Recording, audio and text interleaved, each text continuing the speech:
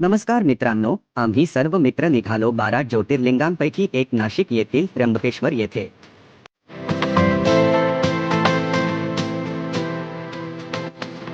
जात असताना वाटेत चांदवड येथे चंद्रेश्वर महादेवाचे दर्शन घेतले.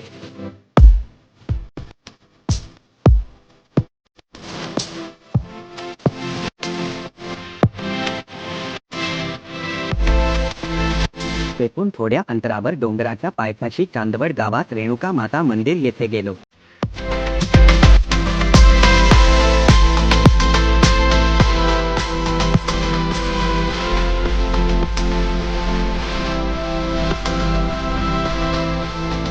तेथून गेलो थोड्या अंतरावर असलेले इच्छापूर्ती गणेश मंदिर येथे.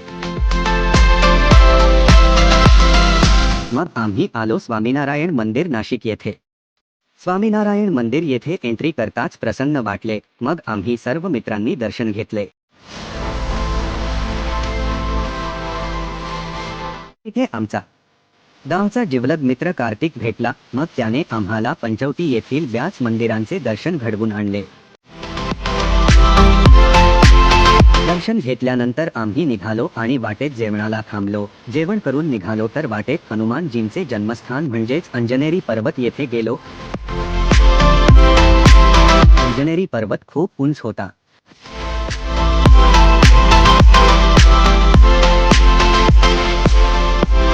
चढायला खूपच छान वाटत होत, पण पावसाचं वातावरण असल्यामुळे खूप घाम येत होता.